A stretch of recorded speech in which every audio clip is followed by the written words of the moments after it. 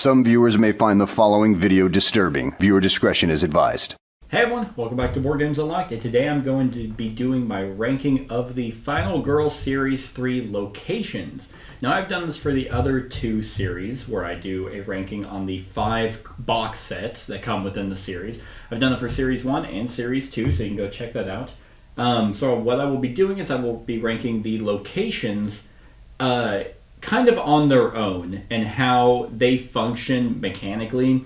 I take into consideration a little bit of how they work in the box, but overall it's just kind of how does the location function? Is it an exciting location? Is it fun? Does it do a lot of mechanisms that gel really well? Because otherwise I would just be doing a ranking of the box sets if I included how well they worked with the killer. Because the thing about Final Girl is each location can be paired with any killer. So you could take, from this series specifically, you could take Falconwood and play them against the Xenomorph, whatever they call it, which is one amazing thing about Final Girl. So that's why I kind of just focus on the locations themselves and then talk about the killers in another video. So without further ado, let's go ahead and get started with my number 5. That is the Merrick Warehouse. And I should also be clear, none of these locations I actually disliked. It was just more of like which ones obviously did I like the best. In Merrick Warehouse, I was taking a refresher on these. And then whenever I was re-looking at it, I was like, is that really all it did? And so Merrick Warehouse, what it has is locked exits and rack spaces. That's literally all this warehouse brings, which you can't really fault it for. It is a warehouse. Now, I know why. Again, this isn't a horrible location, because it does pair really well with what the Tormentor is doing, but I really just feel like this wouldn't be all that exciting again in any of the other killers, because the rack spaces are just higher up spots that you need specific action cards to be able to climb or to jump from. That's it. Like, you don't. I mean, a lot of the terror cards, have people fall off of them, and they flee up there and think that they're safe from whatever it might be. It's just kind of a blah whatever location. Doesn't do anything super well, doesn't do anything super bad either. Again, it's not the worst thing if you need to get up to a location or whatever and be up there. That's pretty much it. Like I said, it feels like it does fit really well with the Tormentor, but because it's my ranking on the locations themselves, I wouldn't, if I was doing, because I have the special box thing, which is like, it's not in here, but it's the randomized dice where you actually have death. And if I were to randomly get Merrick Warehouse, I would be like, oh, I'm gonna re-roll. I don't want to do Merrick Warehouse. That doesn't seem super exciting. That's actually not true. It is one of the simpler ones to jump in. If you're fighting, I guess against a complex killer, then you can do Merrick Warehouse and not be overwhelmed by a bunch of rules that both are going to throw at you. But it was just my least favorite to be into. It's a warehouse. What are you going to do? So that is my number 5, Merrick Warehouse. Number 4 was actually kind of surprising to me because, again, they did such a good job of pairing both the locations and the killers. In this one, I feel like a little bit more than some of the others. Some of the others, the locations really stood up on their own, and the killers were kind of okay. But this one, I feel like the locations were specifically designed for their killers and then not really for anything else, which is very much true. Probably more so than everyone else, and that is the Sunny Days Mall. Now this was actually the last one that I had done for the series, where I was playing through all the boxes.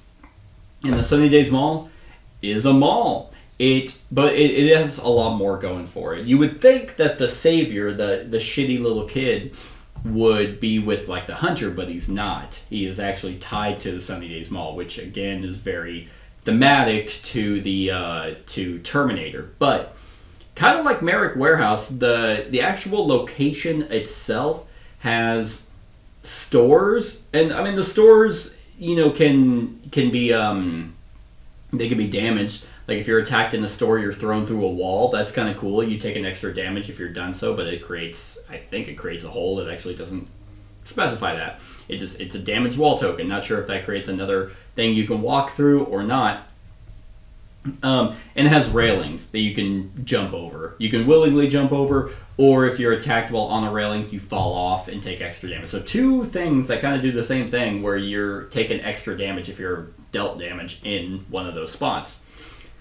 Those are there. But then there's the Savior, which is a little kid that you have to develop trust with, increase your trust with him to get him to not run away from you, because he is the killer's sole target while he is out on the map. If he dies, then you actually lose. And what this kid does is he basically just always runs away from you, or he runs like towards the killer, or he steals items you might want, or he might get rid of items you might want. If he's in your spot, you have to have those cards that you have to increase his trust with. I despise escort missions. I really, really do not like them in any medium whatsoever, because of shit like that.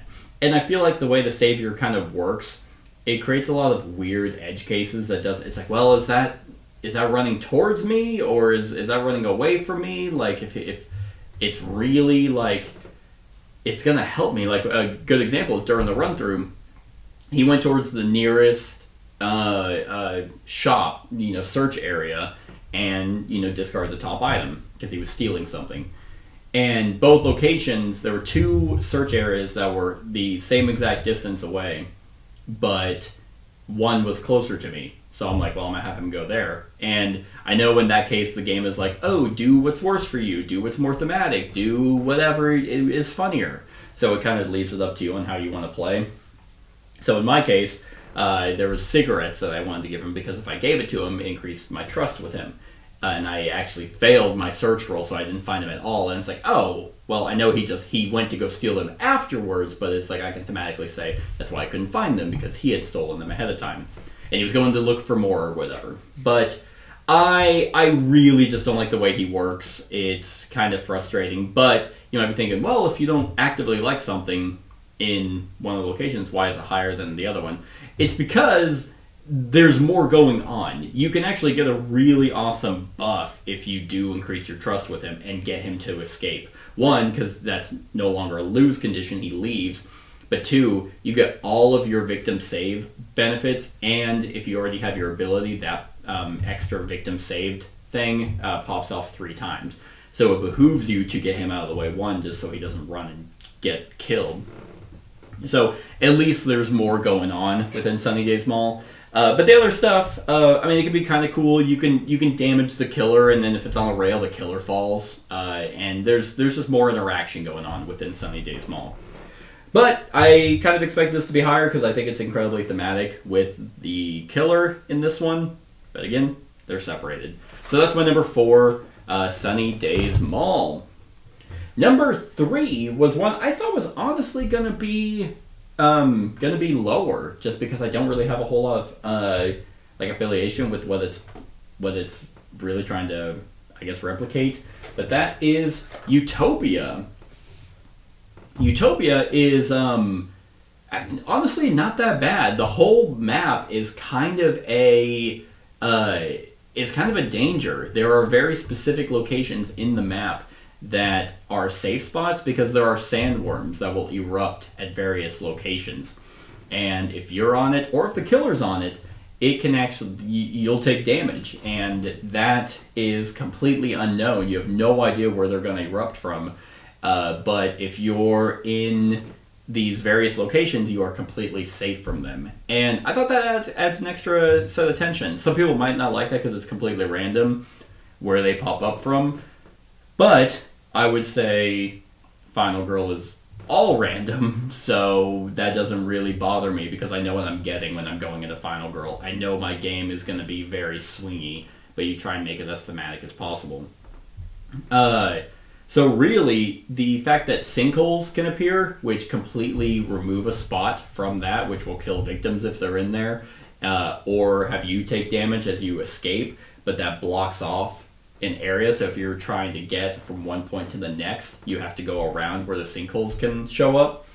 So the sinkholes block in spots, and then the worms, the sandworms, erupting out of various spots where you are like, oh, I am trying to head towards the killer, but I don't have that much health left. I guess I'll try and take cover in these domes, pretty much, that will prevent the sandworms from damaging me, is a nice bit of tension, honestly.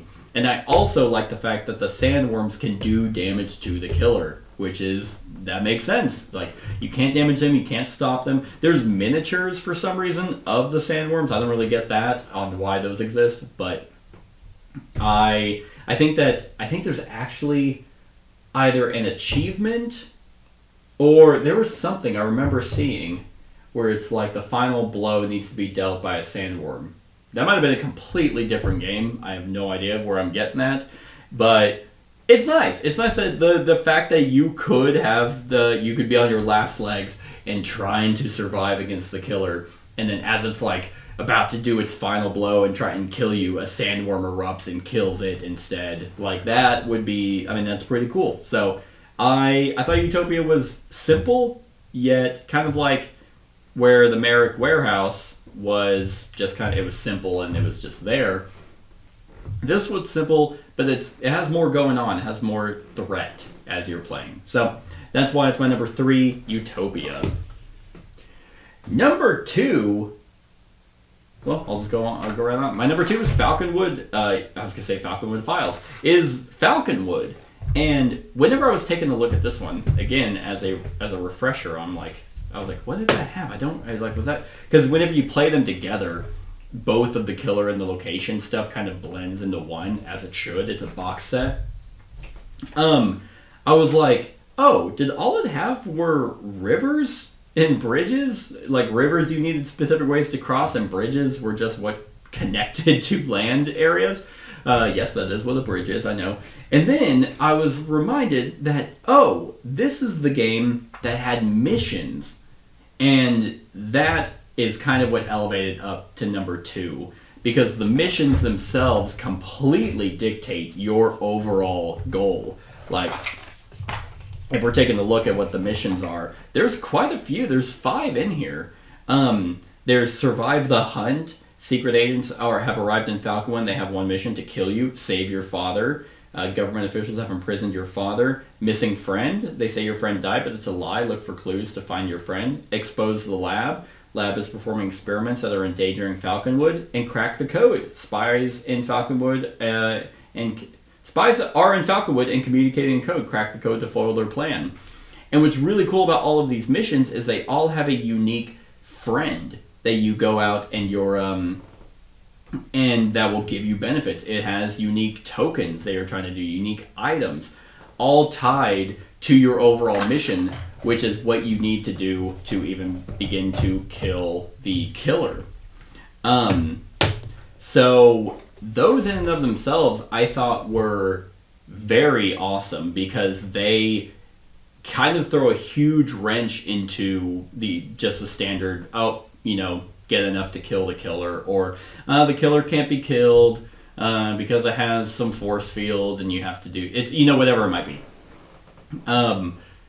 Those missions gave you a lot more objectives. There were like steps you had to do to be able to, fulfill them. And if you fulfill them, hey, now I have my best friend who's an ally who has a superpower. And now I get this amazing, magical ability that will, help me defeat the killer. I think that that's really cool. And those missions, while yes, they're kind of obviously tied to Stranger Things, are generic enough that you could put them with other killer sets and would just make those, like those basic ones that you have, like from Series 1, would really kind of amplify those killers just from the different missions that are going on. So I really like that. And this one was also the one that added a 20-sided die to, of course, represent, D&D from Stranger Things.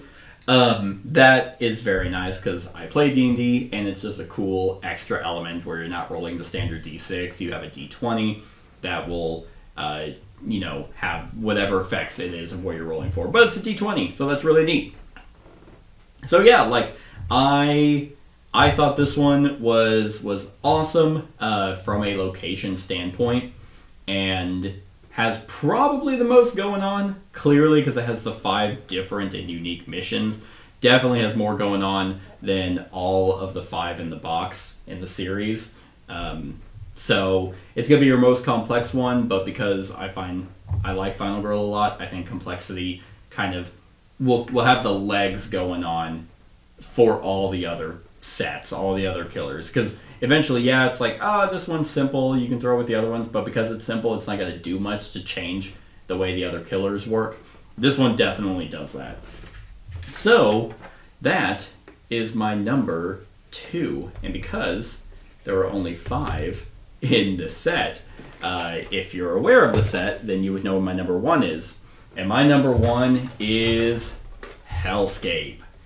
Hellscape, I really liked. I thought, and it could just be a little bit that I got more Silent Hill vibes than I did whatever. If Hellraiser has a zone or an area that he brings you into, I'm not aware of it. Or not Hellraiser, Pinhead. If Pinhead has that, I'm not aware of it. I've never seen the Hellraiser movies. But that other zone that you start in kind of worked better. Even though it was a little fiddly to rotate the stuff or flip the stuff, it didn't really bother me all that much. And the way that it completely would foil plans or assist in plans, just from a simplicity standpoint, but also a nice mechanism standpoint, I really enjoyed.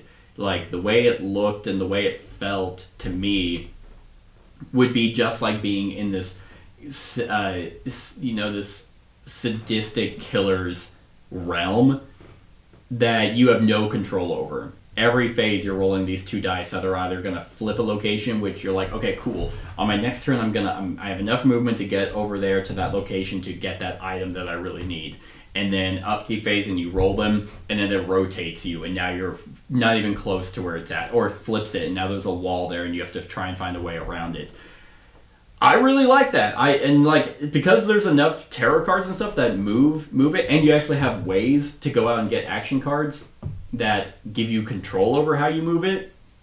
I think that's really neat. There's not a whole lot of locations that are board manipulation. Some of them are events that are up, bridges down. Yeah, I can't go there. Or sinkholes. Yeah, that sinkhole is that location's not even a spot anymore. But this was the only one that didn't have anything that absolutely, like, it would temporarily cut you off, not permanently. And if it was like that big of a deal, then you could spend some time to get the action card that gave you agency or potential agency to be able to manipulate the location however you wanted, which could be awesome. You could flood your hand with, get a badass item and flood your hand with a bunch of attack cards, and then play the card that morphs the location to where you're now right in front of the killer. And you're just like, oh, hey, what's up? You're in my hell now. And you just unload on him with a, whatever, some gimp whip or whatever the item was. So, the Hellscape, yep, that's what it's called. The Hellscape location I thought was simple enough, but extremely effective. There was no weird edge cases that was going to happen, like with pretty much all of these. Well, some of these locations didn't have weird edge cases, but some of them that were more complex did, and the ones that were too simple didn't. This one I thought was kind of like the perfect balance between both of them. And I thought would work the best with like other killers that it wasn't going to be all janky and weird. So that's it. That is my number 1 location for I just realized I was blocking this thing. Haha! There we go. 4, Final Girl Series 3. Yeah, I hope this helped. I hope this is informative and educational for everyone. Let me know where your favorite locations are in the comments below. Other than that, like, comment, share, and subscribe, and have a wonderful whatever time of day it is for you. Hey everyone, thank you for watching, and I really hope that you enjoyed the video. If you would like to see more of my content, go ahead and click that subscribe button and the bell to be notified whenever I upload any new content. If you feel like supporting the channel, you can go ahead and click that Patreon link to be taken to my Patreon, and any help is truly appreciated. Other than that, stick around for any other run-throughs or reviews or cool top 10s or whatever I feel like putting on. Other than that, like, comment, share, and subscribe, and have a wonderful whatever time of day it is for you.